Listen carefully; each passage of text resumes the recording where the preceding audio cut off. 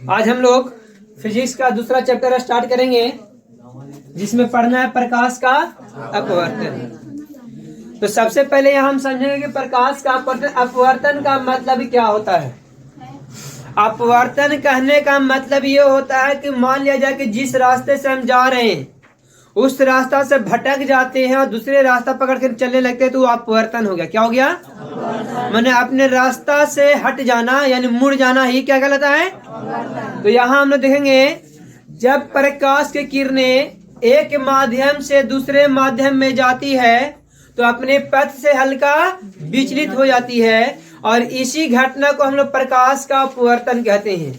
इसी घटना को क्या बोलते हैं? तो मान लीजिए कि यहाँ पर एक माध्यम ये है कांच। ये क्या है? कांच ई माध्यम है और ये प्रकाश की किरणें आ रही है। तो जब प्रकाश की किरणें आती है तो आने के बाद क्या तो इसको निकलना चाहिए। तो देखिए ये साइड से ये नहीं निकलना चाहिए था। प्रकाश की किरणें को अगर देखा जाए तो इस प्रकार निकलना चाहिए था, लेकिन यहाँ होता क्या है कि अपने पथ से हल्का विचलित होकर ऐसे निकल जाती है। ठीक है, और फिर यहाँ देखिए ये अभिलंब का काम करता है, यहाँ से बाद फिर यहाँ जाता है तो इस तरह से निकल जाता है। इसको हालांकि निकलना चाहिए था, इस तरह से निकलना चाहिए था ना, लेकिन ऐसा नहीं होता है। तो क्या हो रहा है कि जब माध्यम चेंज हो रहा है तो प्रकाश के पथ में भी परिवर्तन आ जा रहा है, उसके रास्ता में भी परिवर्तन हो जा रहा है। तो हम बोल सकते हैं जब प्रकाश की किरणें एक माध्यम से दूसरे माध्यम में जाती है तो अपने पथ से हल्का विचलित हो जाती है। तो इसी घटना को हम लोग प्रकाश का अपवर्तन कहते हैं। अब यहाँ पर देखिए, इस माध्यम को हम लोग बोलते हैं विरल माध्यम। वायु है, ये क्या है? वायु। ये है कांच। तो वायु को हम लोग विरल बोलते हैं और इसको बोलते हैं सघन माध्यम। सघन माध्यम बोलते हैं, है ना। अब यहाँ पर बात होता है कि माध्यम किसे कहते हैं? तो जिससे प्रकाश की किरणें आती है, जिससे प्रकाश की किरणें आती है वह क्या है? माध्यम। जैसे हवा से प्रकाश की किरणें आ रही, हवा से होते हुए आ रही ना, तो हवा भी क्या एक? यहाँ कांच से होते हुए आ रही, तो कांच भी क्या एक? माध्यम है। माध्यम दो प्रकार के होते हैं। माध्यम कितने प्रकार के? पहला होता है सघन माध्यम। सघन माध्यम। अब सघन का मतलब जो होता है घन, यानी कहने का मतलब घनापन। जिसमें ज्यादा घना होता है उसको सघन बोलेंगे, जो कम घना होता है उसको विरल बोलते हैं। तो सघन माध्यम घनापन में अगर हम लोग को चलने के लिए कह दिया जाए तो बताइए कि हम लोग यहाँ खुले हवा में चलना पसंद करेंगे, पानी में चलना पसंद करेंगे? पानी में चलने में कठिनाई होती है, क्योंकि पानी का घनत्व वायु के घनत्व से अधिक होता है। तो घनत्व अधिक हो जाने से चलने में परेशानी होती है। तो यहाँ पर बोल सकते सघन माध्यम किसे कहेंगे? तो जिस माध्यम में प्रकाश की चाल सबसे कम होती है, जिस माध्यम में प्रकाश की चाल कम होती है उसे हम लोग सघन माध्यम कहते हैं, और जिस माध्यम में प्रकाश की चाल सबसे अधिक होती है उसे हम लोग विरल माध्यम कहते हैं। तो यहाँ पर देखा जाए कि वायु में प्रकाश की चाल अधिक होगा कि कांच में होगा? वायु में होता है जी। वायु बोल लीजिए निर्वात। निर्वात और वायु में थोड़ा बहुत का अंतर होता है। निर्वात और वायु में थोड़ा बहुत का अंतर होता है। तो यहाँ पर देखा जा रहा है कि जिस माध्यम में प्रकाश की चाल अधिक है उसको क्या बोलेंगे? और जिस माध्यम में प्रकाश की चाल कम हो उसको क्या बोलेंगे? कोई दिक्कत? इसको हम विरल लिख देते हैं। दूसरा क्या लिखते हैं? ध्यान देना, सघन में कम और विरल में अधिक। ठीक है, क्या अधिक? प्रकाश की चाल। प्रकाश की सघन माध्यम में प्रकाश की चाल कम होती है, विरल माध्यम में प्रकाश की चाल अधिक होती है। तो प्रकाश का अपवर्तन समझ में आ गया। देखिए, ये आने वाले किरण को हम लोग बोलते हैं आपतित किरण। क्या बोलते हैं? तो कोई पूछ देगा आपतित किरण किसे कहते हैं? पॉइंट है यहाँ आपतित किरण, है ना। किसी माध्यम में आने वाली प्रकाश की किरण को क्या बोलते हैं? आपतित किरण कहते हैं। क्या बोलते हैं? तो ये क्या हो गया? आपतित किरण। उसके बाद दूसरा होता है अपवर्तित किरण। अपवर्तित किरण किसे कहेंगे हम लोग? वह किरण जो दूसरे माध्यम में जाने के बाद अपने पथ से विचलित हो जाती है, उसे हम लोग बोलते हैं अपवर्तित किरण। क्या बोलते हैं? ये हो गया अपवर्तित किरण। कोई दिक्कत? और अपवर्तित किरण के बाद जो ये किरण निकलता है इसको बोलते हैं निर्गत किरण। क्या बोलते हैं? समझ में आ गया सब? निर्गत किरण। कोई दिक्कत? आपतन बिंदु पर जिस आपतन बिंदु किसे कहते हैं? इसको बोलते हैं आपतन बिंदु। आपतित किरण जिस बिंदु से आकर टकराती है उस बिंदु को क्या बोलेंगे हम लोग? यहां ना आकर टकरा रही है, आने ये किरण, ये बिंदु को क्या बोलेंगे? आपतन बिंदु बोलते हैं। क्या बोलते हैं? आपतन बिंदु। क्लियर है? यानी आने वाली किरणें जो होती है दूसरे माध्यम में जहां पे टकराती है, जिस बिंदु से टकराती है उस बिंदु को हम लोग क्या बोलते हैं? आपतन बिंदु बोलते हैं। क्या बोलते हैं? आप देखिए, आपतन बिंदु पर खींचा गया लंब को अभिलंब बोलते हैं। क्या बोलते हैं? अभिलंब। आपतन बिंदु पर खींचा गया लंब क्या कहलाता है? अभिलंब। कोई दिक्कत? तो यहाँ पर देखिए ये क्या हो गया? अभिलंब हो गया। क्या हो गया? अब एक बात ध्यान दीजिएगा, ये आपतित किरण और अभिलंब के बीच में जो कोण बनता है, आपतित किरण और अभिलंब के बीच जो कोण बनता है उसको आपतन कोण बोलते हैं। क्या बोलते हैं? आपतन कोण बोलते हैं बाबू। क्या बोलते हैं? तो अगला पॉइंट हो गया आपतन कोण। कोई दिक्कत है?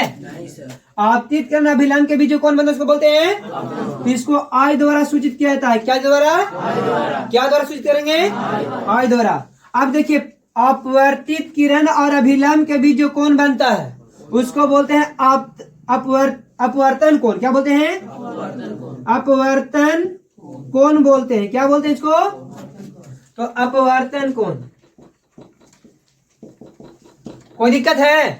अपवर्तन कोण किसे कहेंगे? आपतित किरण और अभिलंब के बीच जो कोण बनता है उसको क्या बोलेंगे? इसको स्मॉल आर द्वारा सूचित करते हैं। किसके द्वारा? स्मॉल आर द्वारा। और निर्गत किरण तो समझ में आ गया। निर्गत कोण, अभिलंब और निर्गत किरण के बीच में जो कोण बनता है उसको क्या बोलेंगे? कोई दिक्कत है? नहीं ना? तो हम लोगों ने इसके बारे में सब चीज देख लिए। अब एक बात ध्यान से सुनिए कि माध्यम, एक माध्यम से दूसरे माध्यम में जाने पर क्या होता है।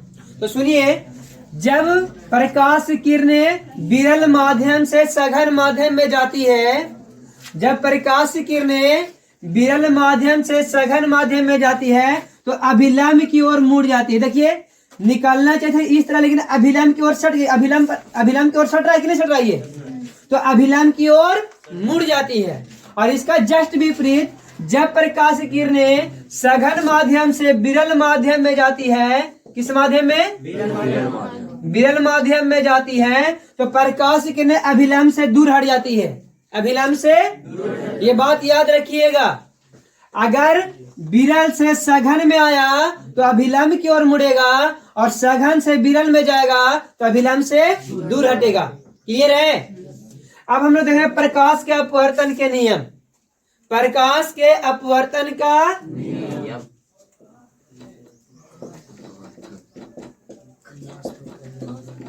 नियम। तो प्रकाश के अपवर्तन के दो नियम हो। कितने नियम हैं? कितने नियम होते हैं? दो नियम होते हैं। कौन कौन? देखिए, आपतित किरण आपतन बिंदु पर खींचेगा अभिलंब, और अपवर्तित किरण, तीनों कहाँ स्थित रहते हैं? एक ही बिंदु यानी आपतन बिंदु पर स्थित होते हैं। कहाँ रहते हैं? आपतन बिंदु पर। कौन कौन? तो आपतित किरण, अभिलंब डायरेक्ट लिख देते हैं, अभिलंब, अपवर्तित किरण, तीनों जो होते हैं एक ही बिंदु पर स्थित होते हैं ना? तो इसको बोलते हैं पहला नियम। क्या बोलते हैं? दूसरा नियम होता है कि आपतन कोण की ज्या और अपवर्तन कोण की ज्या का अनुपात एक नियतांक होता है। क्या होता है? तो देखिए, आपतन कोण को हम लोग साइन आई लिखते हैं और अपवर्तन कोण को साइन आर बोलते हैं। ये दोनों का मान एक नियतांक होता है। क्या होता है? क्या होता है? यानी आप अगर इस कोण को बढ़ाइएगा तो यहां भी बढ़ेगा, और इसको अगर घटाइएगा तो ये भी घटेगा। समझ में आया ना? यानी कहने का इस कोण को इधर आप बढ़ाइएगा तो ये वाला धीरे धीरे किरण इधर की ओर उड़ जाएगा, ठीक है। और जब इस कोण को धीरे धीरे इस किरण को इधर सटाइएगा तो ये कोण भी इधर धीरे धीरे सटते जाएगा। समझ में आ गया? कोई दिक्कत नहीं है। अभिलंब से अगर आप तीत किरण को नजदीक लाएंगे तो अपवर्तित किरण भी नजदीक आएगा, और अपतित किरण को अभिलंब से दूर करेंगे तो अपवर्तित किरण भी क्या होगा? दूर होगा। कोई दिक्कत? तो अगर मान लिया जाए कि ये कोण है 30 डिग्री, ये कोण 30 डिग्री है और ये कोण 25 डिग्री है, तो ये दोनों का अनुपात कितना हो जाएगा? 30 डिग्री बटा निकालो कितना हो जाएगा? 6 5 और यहाँ कितना? 50। अगर आप इसमें दोनों में अगर इसको 5 डिग्री और बढ़ा देते हैं, इसको भी 5 डिग्री और बढ़ाते हैं, क्योंकि अगर ये 5 डिग्री ऊपर वाला ऑटोमेटिक बढ़ेगा तो नीचे वाला ऑटोमेटिक बढ़ जाएगा कि नहीं बढ़ेगा? घटेगा। बढ़ेगा। ऊपर वाला बढ़ेगा तो नीचे वाला भी बढ़ेगा। अच्छा एक मिनट, ये घटेगा। ये जब मान ली इधर करे तो ये भी इधर ही ना होगा जी। इधर बढ़ा रहे तो इधर तो बढ़ ही नहीं रहा है, बढ़ेगा। समझ में आया? जब आप इसको दूर किए तो ये भी इससे दूर होगा। हम क्या बोल रहे कि जब आपतित किरण को अभिलंब से दूर कीजिएगा तो अपवर्तित किरण भी दूर होगा, तो जब ये दूर होगा तो इसके कोण बढ़ेगा ना। समझ में? तो देखिए अब कितना हो जाता है, तो यानी यहाँ हो गया 35 और यहाँ हो गया 30। काट के देखिए यही आएगा, नहीं बदल जाएगा, नहीं 7 जुड़ता नहीं है। जितना गुना हम इसको बढ़ाएंगे उतना गुना ये भी बढ़ेगा, जितना गुना हम इसको बढ़ाएंगे उतना गुना ये भी बढ़ेगा ना। तो अगर आप इसको 2 गुना बढ़ा दे तो ये भी 2 गुना बढ़ेगा कि नहीं बढ़ेगा? अब ध्यान दीजिए, 30 दूना और 25 दूना 0 0 कट गया, 6/5 6/5 है ना। तो ये मान नियतांक होता है। जिस हिसाब से जितना रेशियो में इसको बढ़ाइएगा उतना रेशियो में भी बढ़ेगा, और जिस रेशियो में इसको घटाइएगा उस रेशियो में भी क्या होता है? तो ये मान जो होता है नियतांक होता है। बटा मतलब रेशियो ही ना होता है। अनुपात किसको? अनुपात इंग्लिश में क्या बोलते हैं? रेशियो बोलते हैं ना, ठीक है।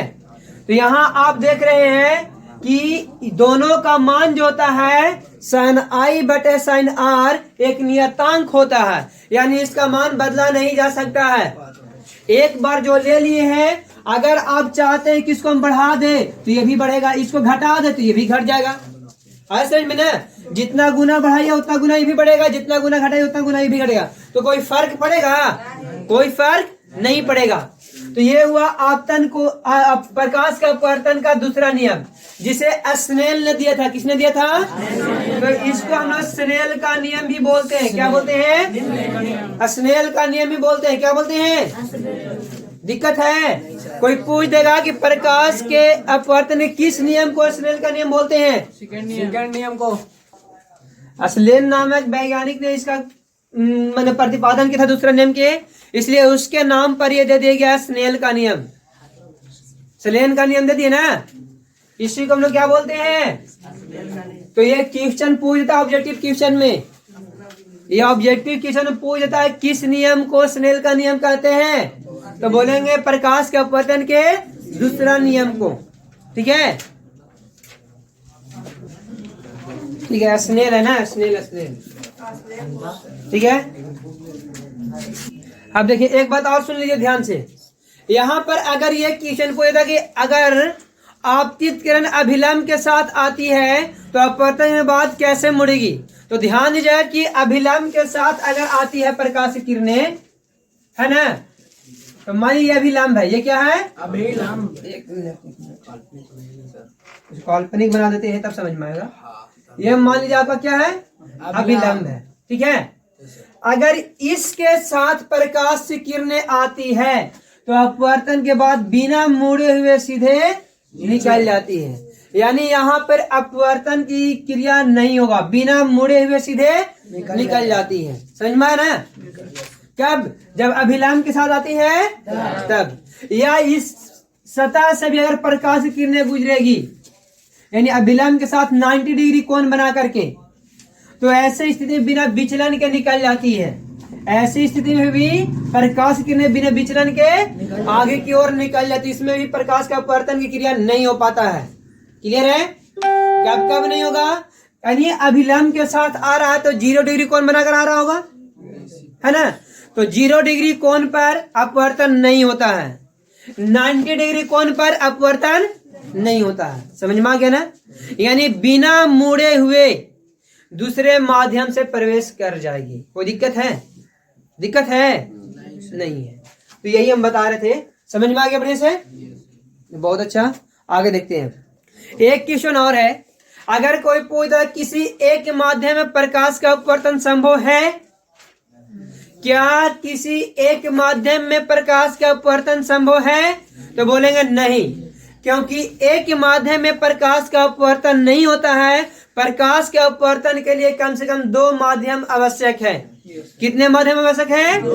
कम से कम 2 माध्यम होना चाहिए, तब जाके प्रकाश का अपवर्तन होगा। और अन्यथा प्रकाश का अपवर्तन एक माध्यम के लिए संभव नहीं है, क्योंकि एक माध्यम में प्रकाश अपने रास्ता को विचलन नहीं कर पाता है, इसलिए प्रकाश का अपवर्तन संभव नहीं है एक माध्यम में। लेकिन अगर 2 माध्यम हो जाए, 2 या 2 से अधिक माध्यम के लिए संभव है, एक माध्यम के लिए संभव नहीं है। यहां पर देखेंगे हम लोग पार्श्विक विस्थापन। पार्श्विक विस्थापन क्या होता है? तो देखिए, निर्गत किरण और अपवर्तित किरण के बीच के लंबवत दूरी को, बीच के लंबवत दूरी को हम लोग बोलते हैं पार्श्विक विस्थापन। क्या बोलते हैं? यानी ये वाला हो गया पार्श्विक विस्थापन।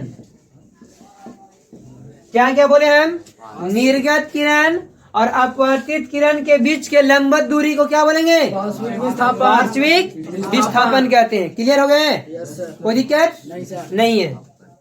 यही था पार्श्विक विस्थापन। ये भी क्वेश्चन पूछता पार्श्विक विस्थापन सब क्या समझते हैं, तो हम लोग क्या बताएंगे? निर्गत किरण और अपवर्तित किरण के बीच के लंबवत दूरी, बीच के लंबवत दूरी करने मतलब 90 पर दोनों रहेगा ना, तो बीच के लंबवत दूरी को ही हम लोग बोलते हैं पार्श्विक विस्थापन। तो देखिए, ये आपका हो गया निर्गत किरण, ये हो गया अपवर्तित किरण। तो यहाँ पर हम देख रहे हैं कि ये दोनों के बीच में 90 डिग्री कोण बना रहा है ना, तो ये दोनों के बीच में जो लंबवत दूरी होगा, उस दूरी को हम लोग क्या बोलेंगे? अब दूरी तो ऐसे भी हो सकती है, लंबवत नहीं ना है, लंबवत होना चाहिए कि बिल्कुल यहाँ पर भी इस किरण पे भी 90 कोण बना है और इस किरण पर भी 90 कोण बना है, तब हम लंबवत बोलेंगे जी। तो वही लंबवत दूरी को हम लोग क्या बोलते हैं? पार्श्विक विस्थापन बोलते हैं। कोई दिक्कत आया समझ में? ये बहुत अच्छा। अपवर्तनांक कहते हैं किसको, है ना? तो देखिए, शून्य में प्रकाश की चाल और किसी माध्यम में या दिए गए माध्यम प्रकाश के चाल के अनुपात को उस माध्यम का अपवर्तनांक कहते हैं। उस माध्यम का, ध्यान सुनिएगा, शून्य में प्रकाश की चाल, डेट मीन्स निर्वात में प्रकाश की चाल, और दिए गए माध्यम में प्रकाश की चाल के अनुपात को उस माध्यम का अपवर्तनांक कहते हैं। हम 2 चीज यहां बोल रहे हैं। एक चीज क्या बोल रहे हैं कि शून्य में प्रकाश की चाल, और एक बात और बोल रहे हैं कि दिए गए माध्यम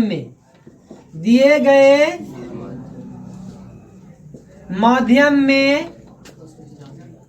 प्रकाश की चाल। ध्यान से सुनिएगा, शून्य में यानी शून्य नहीं कह करके निर्वात भी कह सकते हैं। निर्वात में प्रकाश की चाल और दिए गए माध्यम में प्रकाश के चाल के अनुपात को हम लोग उस माध्यम का, जो दिया रहेगा माध्यम, उस माध्यम का क्या हो जाता है?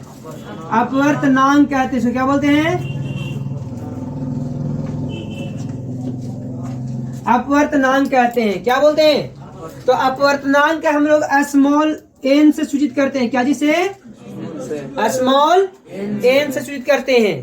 तो यहाँ पर देख लीजिए कि मान लिया जाए कि आपको बोलता है कांच में प्रकाश, कांच का अपवर्तनांक निकालिए। कांच का अपवर्तनांक निकालिए। तो ध्यान से सुनिएगा, हम इसके अनुसार हम बोल रहे हैं शून्य में प्रकाश की चाल और दिए गए माध्यम क्या है आपका?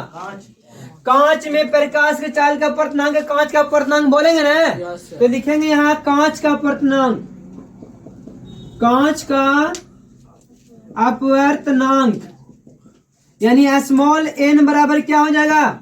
तो शून्य में प्रकाश की चाल, तो शून्य में प्रकाश की चाल कितना होता है? 3 × 10⁸ या हम ऐसे लिखते 3 लाख, 1 2 3 4 5 इकाई दहाई सैकड़ा हजार 10,000 लाख, 3 लाख मीटर किलोमीटर पर सेकेंड। और देखा जाए तो यहाँ पर कांच में कितना होता है? कांच में प्रकाश की चाल कितना होता है जी? तो 2 लाख किलोमीटर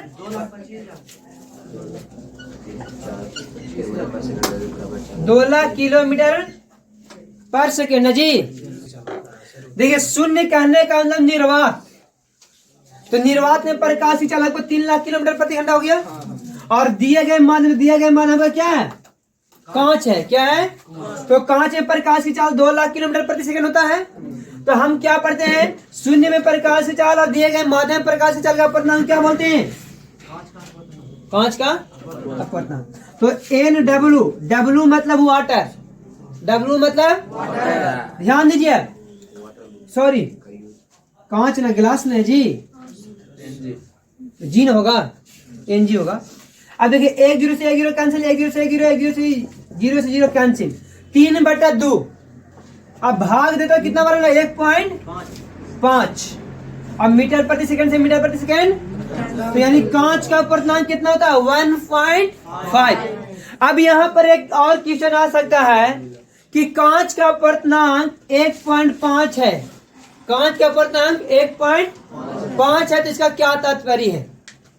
तो हम बोलेंगे कि कांच का अपवर्तनांक 1.5 कहने का मतलब ये है कि कांच में प्रकाश का चाल, और यहाँ जो दिए शून्य में प्रकाश का चाल जो है, तो शून्य में प्रकाश की चाल कांच के प्रकाश के चाल से 1.5 गुना अधिक होता है। कितना गुना अधिक होता है? मैंने 1.5 गुना अधिक किसका चाल है? शून्य में प्रकाश की चाल का। किसमें? यानी हम क्या देंगे? निर्वात में प्रकाश की चाल कांच में प्रकाश की चाल से 1.5 गुना अधिक होता है। 1.5 गुना क्या होता है? अधिक होता है। तो इसी बात को ये दिखा रहा है। आया समझ में? अपवर्तनांक का मतलब ये होता है कि इसके अपेक्षा में इसमें कितना गुना अधिक प्रकाश की चाल है, ये हमको दिखाता है। क्लियर है? अब अगर कह दे पानी का अपवर्तनांक निकाले, तो कांच का अपवर्तनांक तो निकल जाएगा। अब पानी का बोलता है, क्या बोल रहा है? तो पानी का जब बोल रहा है तो पानी में प्रकाश की चाल हमको पता होना चाहिए। तो पानी में प्रकाश का चाल होता है 2,25,000 किलोमीटर प्रति सेकेंड। तो यहाँ पर 2,25,000 किलोमीटर प्रति सेकेंड लिख देंगे और लिख करके बना देंगे, है ना? तो यहाँ कितना हो जाएगा? किसका निकाल रहे हैं हम लोग? पानी का निकाल रहे हैं। किसका निकाल रहे हैं? तो पानी माने NW ना। तो निर्वात में प्रकाश की चाल कितना होता है? 3 लाख किलोमीटर प्रति सेकेंड। और पानी में प्रकाश की चाल कितना होगा? 2,25,000 किलोमीटर प्रति सेकेंड। तो NW मतलब वाटर का अपवर्तनांक निकाल रहे हैं हम लोग। तो 3 को 0 से 3 0 कैंसिल है। अब इसको काटिए, तो अगर काटते हैं 25 से डायरेक्ट काट दें, कितना बार में कटेगा? 25 से। अगर 25 से काटते हैं 12 बार में कटेगा।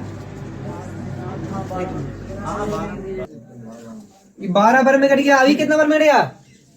25। ये आपको कटेगा 25 8 225 9। ये और कितना बार में कटेगा?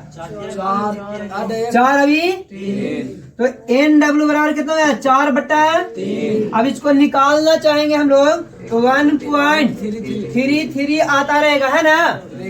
तो यानी यहाँ पर हम कह सकते हैं कि पानी का अपवर्तनांक 1.33 होता है। 1.3 भी कह सकते हैं ना। 3 पर रेकरिंग दे दी तो हो ना जाएगा। 1.33 होता है किसका अपूर्णांक? पानी का। अब ये क्वेश्चन कहता है कि यदि पानी का अपूर्णांक 1.33 है तो इसका मतलब क्या है, इसका तात्पर्य क्या है? तो हम बोलेंगे कि प्रकाश, शून्य में प्रकाश की चाल पानी के अपेक्षा 1.3 गुना अधिक चलता है, यानी 1.3 गुना अधिक है। 1.3 गुना क्या है? क्या? पानी का चाल किससे अपेक्षा?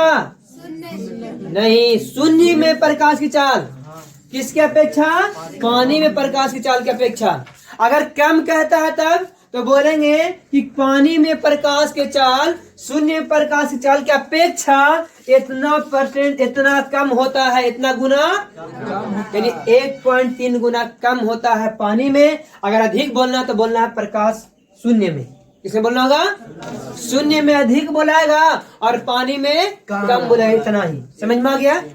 तो अपूर्णांक क्लियर है। अपूर्णांक निकालने के लिए हम लोग को 2 माध्यम की आवश्यकता होती है और 2 माध्यम में, दोनों माध्यम में प्रकाश का क्या निकालना होगा हम लोग को?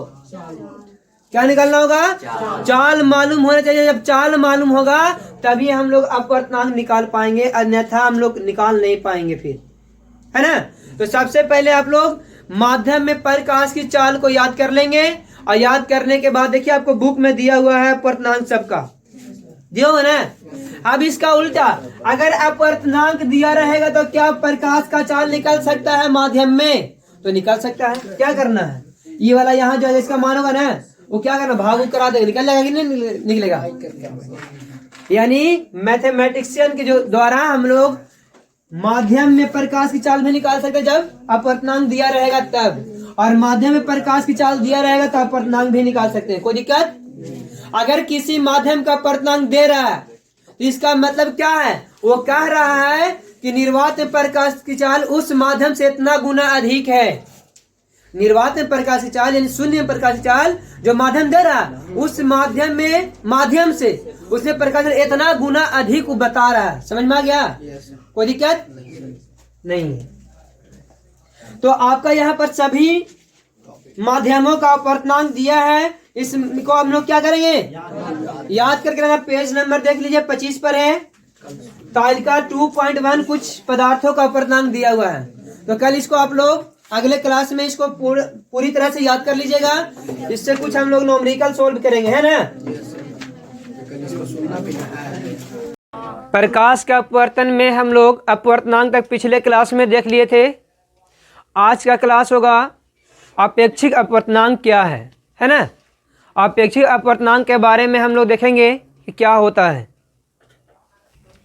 तो यहाँ पर है कि अपेक्षिक अपवर्तनांक क्या है। तो 2 माध्यमों के निरपेक्ष अपवर्तनांकों के अनुपात को, ध्यान से सुनिएगा, 2 माध्यमों के निरपेक्ष अपवर्तनांकों के अनुपात को अपेक्षिक अपवर्तनांक कहते हैं। क्या बोले हम अभी? 2 माध्यमों के निरपेक्ष अपवर्तनांक के अनुपातों को अपेक्षिक अपवर्तनांक कहते हैं। अब यहाँ पर 2 माध्यम का निरपेक्ष क्या होता है? तो निरपेक्ष अपवर्तनांक आप लोग अपवर्तनांक में पढ़े हैं। अपवर्तनांक हम बताए थे, तो अपवर्तनांक में हम बताए थे कि शून्य में प्रकाश की चाल, यानी अपवर्तनांक को हम लोग n से सूचित करते हैं ना। शून्य में प्रकाश की चाल और उस माध्यम में प्रकाश की चाल के अनुपात को, तो उस माध्यम में क्या होता है? Cn। क्या हो गया? माध्यम के लिए क्या आ गया? Cn आया ना। तो देखिए उस माध्यम में प्रकाश की चाल के अपवर्तनांक को हम लोग बोलते हैं अपवर्तनांक। तो देखिए यहाँ पर जो है से हम लोग किसके अपेक्षा दिखा रहे हैं? यहाँ पर वायु के अपेक्षा में दिखा रहे हैं ना। यानी इस माध्यम के अपेक्षा में वायु का चाल कितना अधिक है, वो वायु में प्रकाश की चाल कितना अधिक है। तो इस अपवर्तनांक को हम लोग निरपेक्ष अपवर्तनांक बोलते हैं। क्या बोलते हैं? निरपेक्ष अपवर्तनांक बोलते हैं। समझ में आया ना। इसी अपवर्तनांक को क्या बोलते हैं? निरपेक्ष अपवर्तनांक। ठीक है। और इन निरपेक्ष, अब मान लिया जाए कि यहाँ पर कोई दो अपवर्तनांक हमको मालूम है, जैसा कि पानी का और कांच का। पानी का अपवर्तनांक मालूम है, पानी का अपवर्तनांक कितना होता है जी? 1.33। और यहां पर कांच का निकाल लेते हैं। कांच का अपवर्तनांक कितना होता है? 1.53। यही होता है जी। एक मिनट, कांच का अपवर्तनांक होता है 1.5 होता है। कितना होता है? अब देखिए यहां पर हम बोले थे, इसका सुनिएगा ध्यान से। ये जो है से इसमें भी और ये दोनों जो है से निरपेक्ष अपवर्तनांक है। दोनों क्या है? दोनों क्या है? अब इन दोनों अपवर्तनांकों के अनुपात को हम लोग आपेक्षिक अपवर्तनांक कहते हैं। क्या बोलते हैं? आपेक्षिक अपवर्तनांक कहते हैं। जैसा कि हम दिखा रहे हैं आप लोग को, यहां पर लिखा कैसे जाता है इसको देखिएगा ध्यान से। तो हम लोग सबसे चलते हैं पानी के लिए। किसके लिए? तो N1 बराबर क्या था? C/Cn। Cn के जगह पर हम क्या लिख सकते हैं? 1 लिख सकते हैं ना? लिख सकते हैं 1 ना? अब देखिए उसके बाद हम चलते हैं, मान लीजिए कांच दूसरा अपवर्तनांक, दूसरा माध्यम है। ये पानी पहला माध्यम और कांच दूसरा माध्यम है, तो C/C2 हो जाएगा। C/C2 हो जाएगा। अब हम दोनों का अनुपात लेना चाह रहे हैं, ये दोनों का अनुपात लेना चाह रहे हैं, तो क्या हो जाएगा? N1/N2। इसी को ना अपवर्तनांक, इसी दोनों को अनुपात को ना हम आपेक्षिक अपवर्तनांक कहते हैं। नहीं समझ में आ रहा आप लोग को? हम लोग पिछले क्लास में अपवर्तनांक के बारे में पढ़ लिए थे ना, वहां तक तो किन्हीं कोई दिक्कत नहीं है। अब यहाँ पर पढ़ना है हम लोग को आपेक्षिक अपवर्तनांक। तो आपेक्षिक अपवर्तनांक पढ़ने से पहले हम लोग निरपेक्ष अपवर्तनांक को समझ लेंगे। जब तक निरपेक्ष अपवर्तनांक समझ में नहीं आएगा तब तक ये हमको समझ में आने वाला नहीं है। तो निरपेक्ष क्या होता है? तो वायु के अपेक्षा में हम लोग किसी भी चीज़ का क्या करते हैं? अपवर्तनांक निकालते हैं ना। वायु के सापेक्ष में, वायु के सापेक्ष में कांच का अपवर्तनांक निकालते हैं कि नहीं निकालते हैं? वायु के अपेक्ष में पानी का अपवर्तनांक। तो यहाँ पर क्या होता है कि हम लोग किसी भी चीज़ का अपवर्तनांक निकालते, किसी भी माध्यम का अपवर्तनांक निकालते हैं, तो उस माध्यम का अपवर्तनांक को हम लोग n लिखते हैं। क्या लिखते हैं? तो निर्वात के सापेक्ष में निकालते हैं, तो निर्वात के लिए C होता है। निर्वात में प्रकाश के चाल को C द्वारा सूचित करते हैं। किसके द्वारा? C द्वारा। और एक और कोई माध्यम ले लेते हैं जो कि मान लिया जाए कि वाटर है। क्या है? तो NW ले लेते हैं। क्या ले लेंगे? तो यहाँ पर हम लोग को CW लिखना होगा। क्या लिखना होगा? तो यहाँ पर क्या कर रहे हैं हम लोग कि पानी में प्रकाश की चाल शून्य में प्रकाश की चाल की अपेक्षा में कितना अधिक है या कितना कम है, यही ना होता है। या बोल सकते हैं यहाँ पर कि हवा में प्रकाश की चाल या शून्य में प्रकाश की चाल पानी में प्रकाश की चाल के कितना गुना अधिक है, यही निकालता है अपवर्तनांक। तो इस अपवर्तनांक को हम लोग क्या बोलते हैं? निरपेक्ष अपवर्तनांक। क्या बोलते हैं? यानी वायु के अपेक्षा में निकाला जाए तो उसको हम लोग निरपेक्ष बोलते हैं। क्या बोलते हैं? क्या बोलते हैं? तो यहाँ पर मान लिया जाए कि एक वाटर के लिए निकाले तो गिलास के भी लिए निकाल सकते हैं, कांच के लिए भी निकाल सकते हैं ना। तो कांच के लिए आपका आता है Ng। जी गिलास हुआ ना बाबू। उसके बाद क्या लिखते हैं हम लोग? C/Cg लिखाता है। क्या लिखाता है? तो यहाँ पर हम देख रहे हैं कि दो अपवर्तनांक हम लोग निकाल रहे हैं। एक निकाल रहे हैं गिलास का और एक निकाल रहे हैं, और दोनों ही का अपवर्तनांक जो है निरपेक्ष अपवर्तनांक है। चूंकि गिलास का भी अपवर्तनांक हम लोग वायु के सापेक्ष में निकाल रहे हैं और वाटर का भी अपवर्तनांक हम लोग वायु के सापेक्ष में निकाल रहे हैं, तो ये दोनों क्या कहलाएंगे? निरपेक्ष अपवर्तनांक कहलाएंगे। क्या कहलाएंगे? तो निरपेक्ष अपवर्तनांक समझ में आ गया बढ़िया से? कोई दिक्कत है? निरपेक्ष कहने का मतलब वायु के अगर सापेक्ष में किसी भी चीज का अपवर्तनांक निकाला जाएगा तो एक प्रकार का निरपेक्ष अपवर्तनांक हुआ। क्या हुआ? अब ये निरपेक्ष अपवर्तनांक अगर समझ में आ गया होगा तो ये भी समझ में आ जाएगा। ठीक है? यहां पर क्या बोल रहा है कि दो माध्यमों के निरपेक्ष अपवर्तनांकों के अनुपात को अपेक्षिक अपवर्तनांक कहते हैं। तो कोई दो माध्यम होगा, कोई दो माध्यम है, जैसा कि यहाँ पर हम लोग वाटर का माध्यम 1 मान लिए हैं और ग्लास का सेकेंड माध्यम मान लिए हैं। माध्यम 1 किसको माने हैं? वाटर का, और ग्लास का सेकेंड माध्यम माने हैं, है ना। तो दो माध्यम हुआ।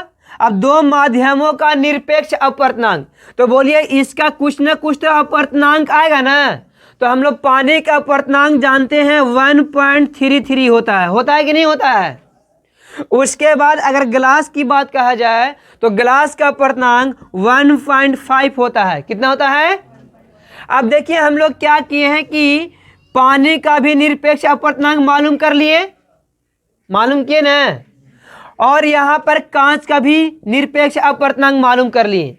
तो अगर आप बोलता है, आपको यहाँ पर बोलेगा कि ग्लास का सापेक्ष में पानी का अपेक्षिक अपवर्तनांक क्या होगा। यानी ध्यान से देखिए अपेक्षिक अपवर्तनांक लिखाता कैसे है। अपेक्षिक अपवर्तनांक, अपेक्षिक अपवर्तनांक कैसे लिखाएगा? तो माध्यम 2 में, यानी माध्यम 2 आपका क्या है? गिलास है। 2 के सापेक्ष माध्यम 1 का क्या अपेक्षिक अपवर्तनांक क्या होगा? अपेक्षिक अपवर्तनांक क्या होगा? देखिए आपको यहाँ पूछ कौन रहा है? पूछ रहा है माध्यम 1 का अपेक्षिक अपवर्तनांक, 2 का पूछा है। 2 के सापेक्ष में माध्यम 1 का क्या बोला है? अपेक्षिक अपवर्तनांक बोला है ना। तो ध्यान से देखिए, पहले यहाँ पर देख लीजिए CWN1, एक मिनट यहाँ पहले दिखा लेते हैं, इसके बाद इसको समझाएंगे। माध्यम 1 के लिए निरपेक्ष अपवर्तनांक क्या होगा? तो माध्यम 1 के लिए निरपेक्ष अपवर्तनांक C/C1। देखिए यहाँ जब वाटर ले रहे थे तब यहाँ भी वाटर लिए ना, यहाँ 1 लिए तो यहाँ भी क्या लेंगे? कोई दिक्कत? उसके बाद माध्यम 2 में, तो माध्यम 2 कितना है? C/C2। अब इस पर बैठा दीजिए, अब इस पर क्या करेंगे? बैठा देंगे। तो कैसे बैठाएंगे? तो माध्यम 1 का और माध्यम 2 के सापेक्ष अपवर्तनांक क्या होगा? तो C/C1/C/C2। तो C से C कैंसिल होगा ना बाबू, तो क्या बच गया? C1/C2। तो इस प्रकार से लिखा जाता है। एक मिनट, सॉरी यहाँ 2 होगा, देखिए ध्यान से, ये से कट गया था ना, तो 1 इतना और 1/C2 हो जाएगा। यही ना बचेगा जी, यही ना बचेगा। अब इसको हम ऐसे लिख सकते हैं ना, 1/C1 भागा 1/C2, तो 1/C1 गुने C2/C1 1 होगा कि नहीं होगा? ये पलट ना जाता है। तो इधर क्या बचा? C2/C1। क्या बचा? C2/C1 बचा, ये ना। तो अब देखिए यहाँ पर अब इसको कैसे लिखेंगे? माध्यम 2 के सापेक्ष माध्यम 1 का अपवर्तनांक क्या होगा? तो n जिसको निकालना होता है वो पहले लिखाता है, और जिसको सापेक्ष में निकालते हैं वो बाद में लिखाता है। समझ में आ रहा ना? जिसको निकालना है वो पहले होगा और जिसको सापेक्ष कर रहे हैं वो बाद में लिखाता है। तो देखिए C2/C1 यही आपका हो गया अपेक्षिक अपवर्तनांक। तो हम यहाँ पर देखिए ध्यान से अब इसको पढ़ लीजिए। दो माध्यमों का निरपेक्ष अपवर्तनांक, आप देख रहे हैं कि दो माध्यम में एगो N1 है, एक N2 है। तो दो माध्यम का ये क्या निरपेक्ष अपवर्तनांक है ना, कि अनुपात को, तो यहाँ पर अनुपात दिखा दिए ना, तो इसी अनुपात के द्वारा नहीं निकाला है जी, इसी अनुपात के द्वारा नहीं हम निकाले हैं, तो इसी को हम लोग बोलते हैं निरपेक्ष अपवर्तनांक। देखिए दो माध्यमों का निरपेक्ष अपवर्तनांक के अनुपात, निरपेक्ष अपवर्तनांक के अनुपात को क्या बोलते हैं, तो अपेक्षिक अपवर्तनांक बोलते हैं। ये समझ में आ गया? कोई दिक्कत है? करना क्या है, दो माध्यम लेंगे, दो माध्यम में हम लोग क्या करेंगे, पहले हम लोग क्या रहे थे, पहले ये सुनिए।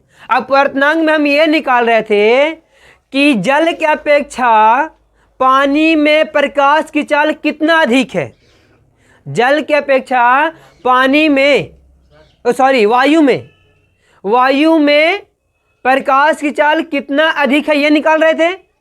अब यहां पर क्या निकाल रहे हैं हम कि कांच के अपेक्षा, कांच के पानी में प्रकाश की चाल कितना अधिक होगा, तो ये दोनों अपवर्तनांकों का अनुपात अगर निकाल देते हैं तो इसी को हम लोग बोलते हैं अपेक्षिक अपवर्तनांक। क्या बोलते हैं, यानी अपेक्षा में दिखा रहे हैं ना, गिलास के अपेक्षा पानी में प्रकाश की चाल कितना अधिक है, तो ये क्या दिखाता है, अपवर्तनांक ही ना दिखाता है, तो अपेक्षा में हम लोग दिखा रहे हैं, तो ये अपेक्षिक अपवर्तनांक कहलाता है। क्या कहलाता है? क्लियर हो गया? कोई दिक्कत नहीं है। हम इसको ऐसे भी बोल सकते हैं ना, दो माध्यमों के अपवर्तनांकों के अनुपात को अपेक्षिक अपवर्तनांक कहते हैं। दो माध्यमों के अपवर्तनांकों के अनुपात को अपेक्षिक अपवर्तनांक कहते हैं। अब यहाँ पर अपेक्षिक अपवर्तनांक किसको निकालना है, तो माध्यम पर डिपेंड करता है। अगर आप माध्यम 2 के सापेक्ष में 1 का अपवर्तनांक निकालना चाहते हैं तो उसके लिए फॉर्मूला ये होगा, N12 बराबर C2 बटा C1। लेकिन अगर आप माध्यम 1 के सापेक्ष 2 का अपवर्तनांक निकालने जाइएगा तो यहाँ पर फॉर्मूला चेंज हो जाएगा। फॉर्मूला क्या हो जाएगा? चेंज हो जाएगा। क्या हो जाएगा फिर? देखिए पहला यहाँ पर क्या कि माध्यम 1 के सापेक्ष माध्यम 2 का अपेक्षिक अपवर्तनांक क्या होगा, तो अब यहाँ पलट न गया, तो जब पलट जाएगा तो यहाँ पर लिखेंगे N21। क्या लिखेंगे? अब इसको 21 नहीं बोल दीजिएगा, 21 बोलना गलत हो जाएगा, क्योंकि यहाँ पर 21 कोई एक माध्यम नहीं है, यहाँ पर दो माध्यम के बाद कहा जा रहा है, तो माध्यम 2 और माध्यम 1 की।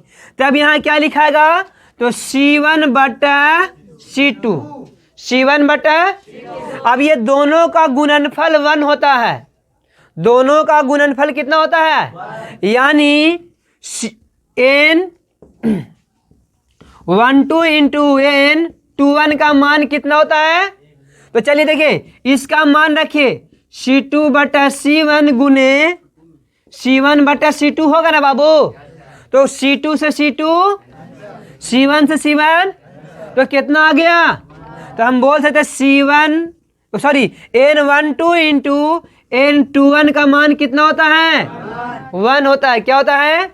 देखिए अब इसका मतलब क्या हुआ, पहले इसके मतलब समझ लेते हैं कि N12 का मतलब क्या है। तो माध्यम 2 के सापेक्ष 1 का अपवर्तनांक ये हो गया निरपेक्ष अपवर्तनांक, अपेक्षिक अपवर्तनांक, और इसका जस्ट उल्टा इसी माध्यम को पलट देंगे तो क्या होगा, माध्यम 1 के सापेक्ष माध्यम 2 का अपेक्षिक अपवर्तनांक ई वाला हो जाता है। अब अगर ये दोनों का गुना कर दिया जाए तो दोनों का गुणनफल कितना होता है, 1 होता है। कितना होता है? 1 होता है। कोई दिक्कत? इसको उतार लीजिए आप।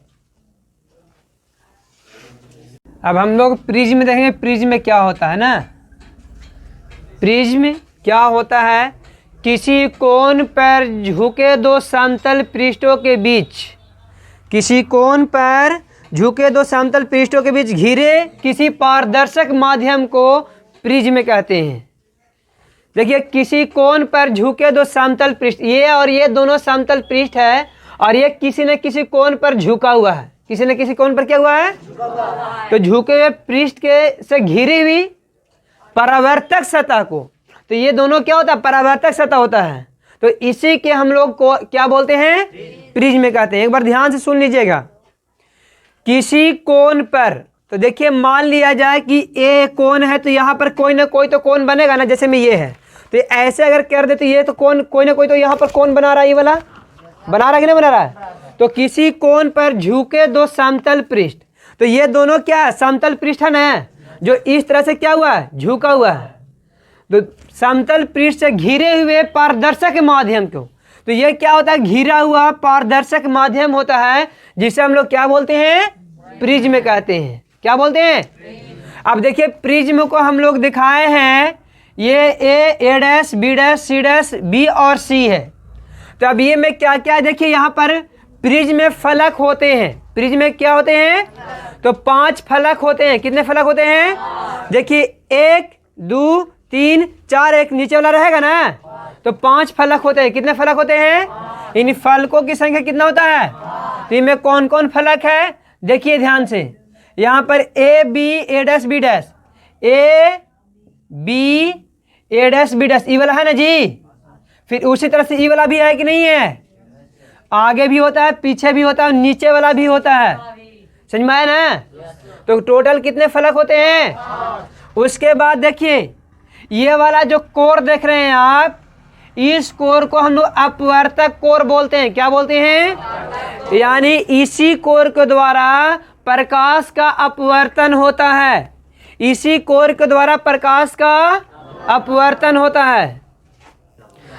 यानी कहने का मतलब है जो प्रकाश का अपवर्तन होता है इसी कोर के माध्यम से होता है, जो कि हम करके दिखाएंगे कि किस प्रकार से प्रकाश का अपवर्तन होता है।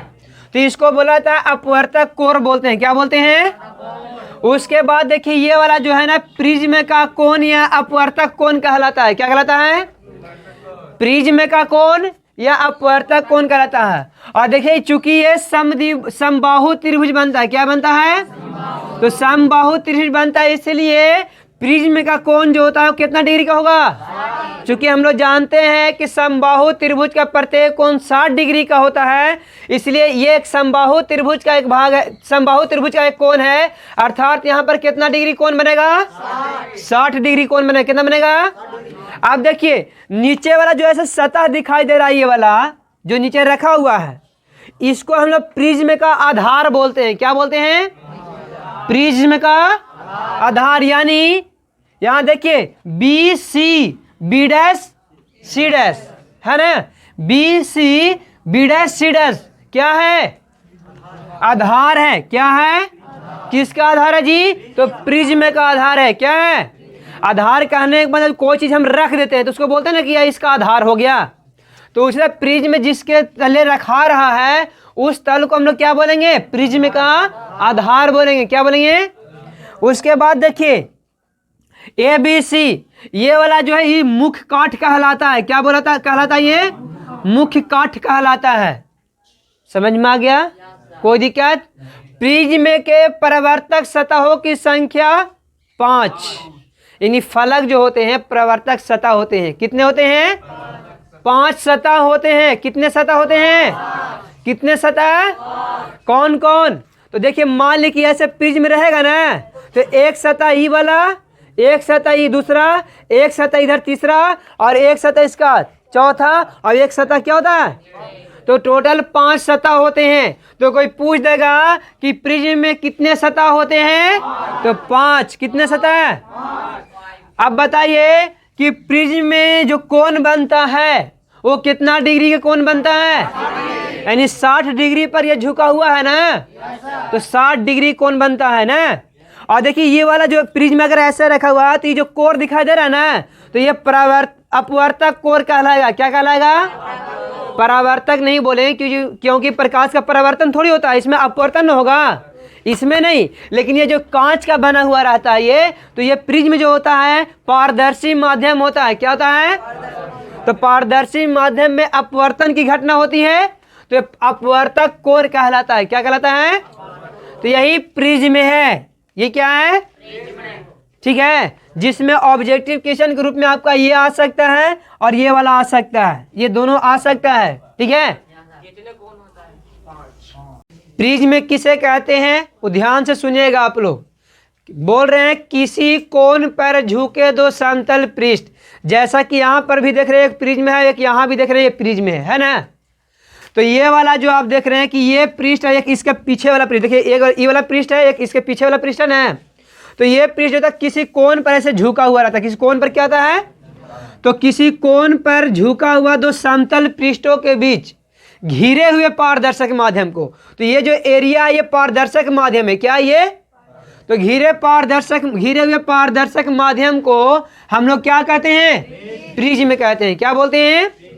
तो प्रिज्म में आप देख रहे हैं कि यहाँ पर ये वाला पूरा सतह जो है से प्रिज्म है। प्रिज्म का टोटल सतह 5 होते हैं। कितने होते हैं? जैसा कि ध्यान से देखिए, एक देखिए ये हुआ, एक ये हुआ, एक यहाँ, एक यहाँ, एक यहाँ। तो 1 2 3 4 5 सतह है ना। जैसे में एक इसके सामने वाला दिखाई दे रहा है आपको, एक इसको पीछे वाला दिखाई दे रहा होगा, एक ये सामने वाला दिखाई दे रहा होगा, और एक इसके पीछे वाला भी रहेगा, और एक इसका जो नीचे आधार है ये ना आधार हुआ। तो टोटल कितने सतह होते हैं इसमें? 5 सतह होते हैं। कितने सतह होते हैं? 5 सतह होते हैं। और ये वाला जो एरिया आप देख रहे हैं, ये वाला जो एरिया आप देख रहे हैं यहाँ पर, ये आपका अपवर्तक सतह कहलाता है। जैसे कि ये वाला देख रहे हैं ना, ये क्या कहलाता है? अपवर्तक सतह कहलाता है। क्या कहलाता है? यानी यहीं से क्या होगा?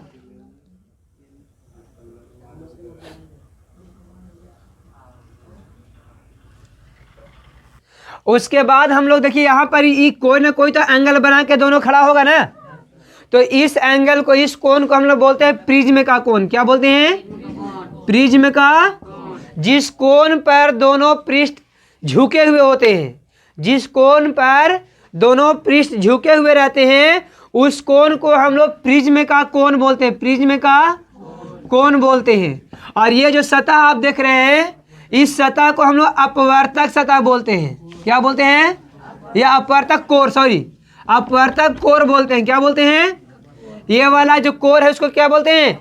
और ये जो एरिया देख रहे हैं आप, इस एरिया को हम लोग बोलते हैं प्रिज्म का मुख्य काट।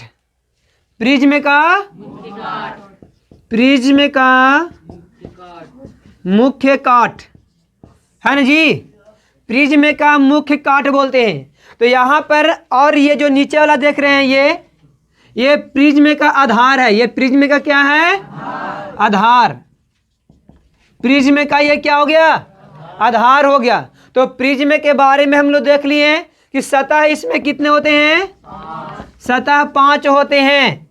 और यहाँ पर एक बात ध्यान दीजिए कि ये जो कोण बन रहा है, ये जो त्रिभुज है, इस समबाहु त्रिभुज बनता है। कौन सा त्रिभुज बनता है? तो समबाहु त्रिभुज में आप लोग को मालूम होना चाहिए कि प्रत्येक कोण 90 डिग्री का होता है कि 60 डिग्री का होता है? 60 डिग्री। अगर समकोण होता तो 90 ना। तो यहाँ प्रत्येक कोण कितना डिग्री का होगा? 60 डिग्री का होगा।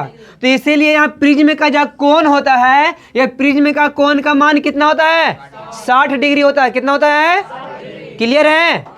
यहाँ पर कोई ऑब्जेक्टिव क्वेश्चन में आपको ये पूछा जाएगा कि प्रिज्म में सतहों की संख्या कितनी होती है? कितने? 5 होते हैं। और इसमें अपवर्तक जो कोण यानी प्रिज्म का जो कोण बनता है वो कितना डिग्री का होता है? कितना डिग्री का? 60 डिग्री का होता है। अब देखिए ये जो कांच का बना हुआ है, तो कांच का बना हुआ तो प्रकाश तो आर पार होगा ना। तो इसी कोर से प्रिज्म का अपवर्तन होता है।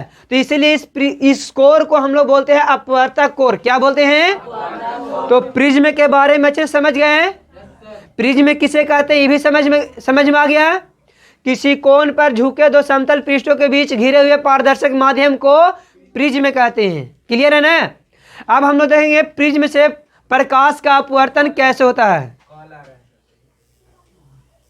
हम लोग अब पहले देख लेते हैं कि प्रकाश का अपवर्तन मुख्य काट से किस प्रकार से होता है। उसके बारे में हम उसके बाद दिखाएंगे कैसे पर अपवर्तन होता है। ठीक है? तो सबसे पहले हम लोग मुख्य काट जो होता है समबाहु त्रिभुज होता है उसको छाप लेते हैं, जो लगभग इस प्रकार के था ना जी। कोई दिक्कत नहीं है। तो यहाँ देखिए ध्यान से कि प्रकाश की किरणें किस प्रकार आती है और कैसे रिटर्न हो जाती है, इसको ध्यान से देखिएगा आप लोग। यहाँ देखिए मुख्य काट से किस प्रकार से प्रकाश का अपवर्तन होता है। तो मान लीजिए कि ये प्रकाश जा रही है ना जी। तो प्रकाश जहाँ पर टकराती है वहाँ उस बिंदु को आपतन बिंदु बोलते हैं। तो आपतन बिंदु पर क्या करेंगे हम लोग? यहाँ पर प्रकाश जब यहाँ पर टकराई तो इसको आपतन बिंदु बोलते हैं ना बाबू। अब यहाँ पर देखिए क्या करेंगे, हम एक लंब खींच लेंगे। क्या कर लेंगे हम? लंब खींच लेंगे। तो आप लोग जानते हैं जब प्रकाश की किरणें विरल माध्यम से सघन माध्यम में जाती है तो अभिलंब की ओर क्या हो जाएगी? तो प्रकाश की किरणें ऐसे निकल, लेकिन जाना चाहिए था इसको, देखिए इस तरह से, ऐसे नहीं निकलना चाहिए था। यहाँ निकलने के बाद यहाँ आई तो यहाँ भी एक अभिलंब हम लोग खींच लेते हैं, ठीक है, इस तरह से, ठीक है। ये जो अभिलंब है, जब प्रकाश की किरणें इधर आई है फिर यहाँ से ऐसे निकल रही है, फिर क्या हुआ कि ये विरल सघन माध्यम से फिर कहाँ चला आया? तो विरल माध्यम में आता था, अभिलंब से दूर हट जाता है, तो इस प्रकार निकल जाता है प्रकाश की किरणें, निकलता है ना। तो यहाँ पर ध्यान से देखिए, और ये वाला लग रहा है कि प्रकाश की किरण इधर से आ रहा है ना। तो ये देखिए आपतित किरण, ये अपवर्तित किरण, ये हो गया निर्गत किरण, ये हुआ अपवर्तित किरण, और ये हुआ आपतित किरण, और ये क्या हुआ? निर्गत किरण। तो ध्यान से देखिए कि प्रकाश जो है से इस प्रकार से जा रही थी, आपतन बिंदु से टकराने के बाद हल्का सा मुड़ गई। क्योंकि हम जानते हैं कि जब प्रकाश की किरणें एक माध्यम से दूसरे माध्यम में जाती है तो अपने पथ से हल्का विचलित हो जाती है। तो अपने पथ से हल्का क्या हो गई? विचलित हो गई। और फिर जब हुआ सघन से विरल माध्यम, फिर जब माध्यम चेंज हुआ तो फिर ये अपना पथ क्या कर लिया? विचलित कर लिया। तो हम लोग यहाँ जानते हैं विचलन की जो घटना होती है एक नियम को पालन करते हुए होता है। क्या होता है कि अगर वो विरल माध्यम से सघन माध्यम में जाती है तो अभिलंब की ओर मुड़ जाती है। तो मान लिया कि अगर अभिलंब है, ये क्या है? अभिलंब है, तो ये क्या हो जाएगा? अभिलंब की ओर मुड़ेगा कि नहीं मुड़ेगा? तो यहाँ देख रहे हैं कि अभिलंब की ओर मुड़ गया। फिर हम ये जानते हैं कि सघन माध्यम से विरल माध्यम में जब प्रकाश की किरणें जाती है तो अभिलंब से दूर हटती है। अभिलंब इधर है तो और इधर नहीं ना होगा जी, या नीचे की ओर आ गया, यानी अभिलंब से दूर हट जा रहा है। तो इस प्रकार से प्रकाश का अपवर्तन हो रहा है। इस प्रकार से क्या होता है? प्रकाश का अपवर्तन होता है। एक बात देखिए कि यहाँ पर इसको प्रकाश निकलना चाहिए था ऐसे, और निकल जा रहा है इस तरह से। तो ये क्या हुआ कि यहाँ पर कुछ ना कुछ तो विचलित हुआ है ना। तो ये जो कोण है, इस कोण को हम लोग विचलन कोण बोलते हैं। क्या बोलते हैं? विचलन कोण। क्या बोलते हैं इसको? यहाँ पर ये जो आप देख रहे हैं इस कोण को क्या बोलेंगे? विचलन कोण बोलेंगे। समझ में आ गया बढ़िया से? कोई दिक्कत? प्रकाश की किरणें इधर जाती है और ये लगभग आधार के समांतर होती है, समांतर होकर के फिर कैसे निकल जाती है? अभिलंब से दूर होते हुए क्या हो जाती है? बाहर निकल जाती है। तो इस प्रकार से प्रकाश का अपवर्तन होता है। इस प्रकार से क्या होता है? प्रकाश का अपवर्तन होता है बाबू। तो ये था प्रिज्म का मुख्य कार्य से प्रकाश का अपवर्तन। अगर इसमें श्वेत प्रकाश को गुजारा जाए तो श्वेत प्रकाश जो होता है अपवर्तन के बाद 7 रंगों में विभक्त हो जाता है। कितने रंगों में विभक्त होता है? और 7 रंगों में विभक्त होने की घटना को हम लोग बोलते हैं प्रकाश का वर्ण विक्षेपण। श्वेत प्रकाश को 7 रंगों में विभक्त होने की घटना को क्या बोलते हैं? वर्ण विक्षेपण कहते हैं। क्या बोलते हैं? वर्ण का मतलब हम लोग प्रकाशों का रंग, और विक्षेपण का मतलब बटना। विक्षेपण का मतलब क्या होता है? यानी प्रकाश जो श्वेत प्रकाश जो होते हैं 7 रंगों का मिश्रण होता है। ये मालूम है ना आप लोग को? सूर्य का प्रकाश जो श्वेत होता है वो कितने रंगों का मिश्रण है? 7 रंगों का मिश्रण है। और ये 7 रंगों में विभक्त जब हो जाती है, ये प्रिज्म के द्वारा होता है। किसके द्वारा? तो 7 रंगों में विभक्त होने की घटना को हम लोग क्या बोलते हैं? प्रकाश का वर्ण विक्षेपण। क्या बोलते हैं?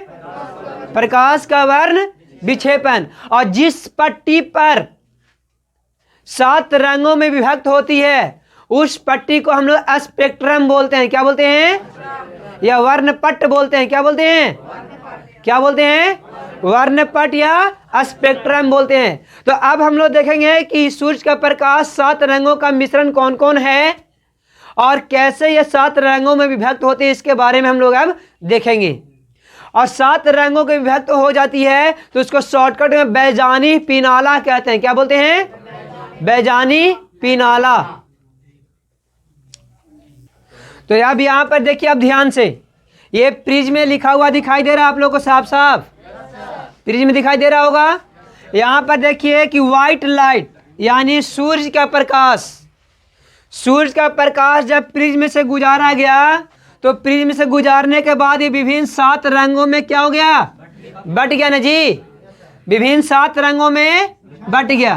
तो देखिए यहाँ पर 7 रंगों में विभक्त होने की घटना को हम लोग क्या बोलते हैं, वर्ण विक्षेपण।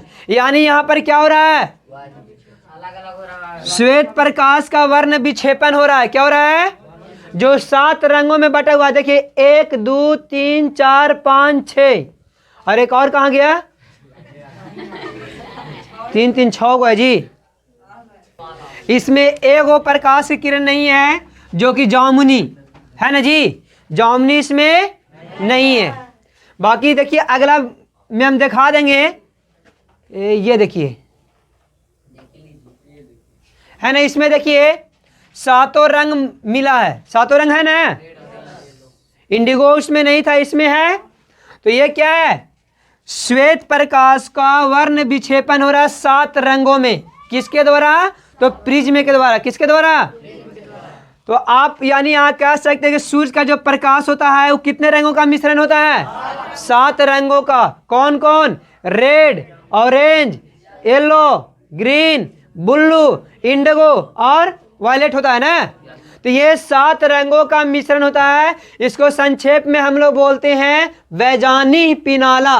बै से बैगनी, जा से जामुनी, नी से नीला, है से हरा, पी से पीला, ना से नारंगी और ला से लाल।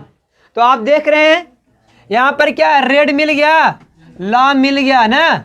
ऑरेंज, ऑरेंज को क्या बोलते हैं हम लोग, नारंगी मिल गया ये आप लोग को।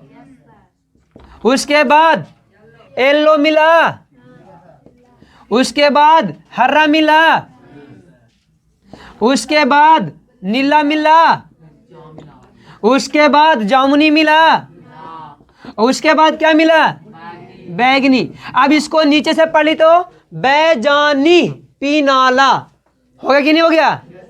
नीचे से अगर इसको पढ़ेंगे तो बैजानी पिनाला, तो इसको हम लोग संक्षेप में बोलते हैं बैजानी पिनाला। क्या बोलते हैं, देखिए ये वाला जो सतह है ये आपका स्पेक्ट्रम है। ये क्या है, स्पेक्ट्रम है। क्या है, यानी इसी पट्टी पर श्वेत का प्रकाश का जब वर्ण विक्षेपण हुआ तो 7 रंगों में विभक्त हो गया ना जी।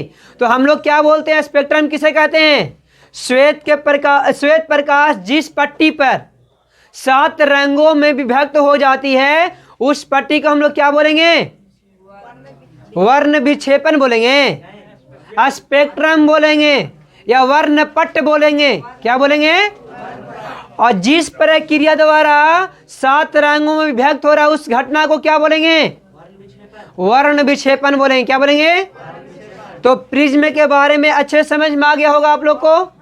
अब हम लोग आगे बढ़ते हैं।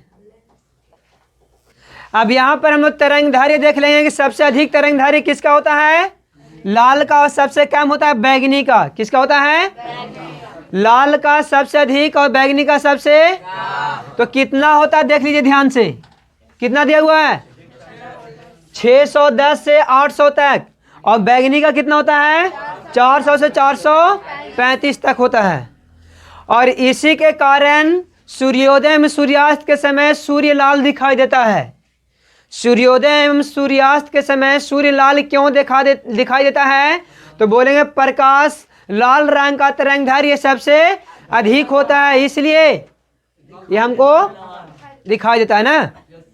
चलिए देखिए यहाँ पे रेड का तरंगधारी है 610 से 800 नैनोमीटर, ऑरेंज का है 595 से 610 नैनोमीटर, येलो का है 580 से 595 नैनोमीटर, ग्रीन का है 500 से 580 नैनोमीटर, ब्लू का होता है 480 से 500 नैनोमीटर, इंडिगो का है 435 से 480 नैनोमीटर, और यहाँ पर पर्पल है जी, जिसको हम लोग क्या बोलते हैं, बैगनी है ना, इसका है 400 से 435 नैनोमीटर होता है ना। तो एनएम का मतलब नैनोमीटर है। क्या है, तो यहाँ पर क्वेश्चन, ऑब्जेक्टिव क्वेश्चन आ जाता है, किस रंग का तरंगधार्य सबसे अधिक होता है? तो बोलेंगे रेड का। और किस रंग का सबसे कम होता है? अब लाल रंग का तरंगधार्य कितना होता है? तो बुक में कुछ अलग भी दिया हुआ होगा, है ना, 700 समथिंग दिया हुआ रहता है, तो उसको देख लीजिएगा। ठीक है, कोई दिक्कत? आगे बढ़िए। अब हम लोग लेंस के बारे में देखें, प्रिज्म के बारे में और ज़्यादा यहाँ नहीं पढ़ना है। जब तीसरा लेसन हम लोग पढ़ेंगे तो प्रिज्म के बारे में वहाँ पर डिटेल पढ़ना है।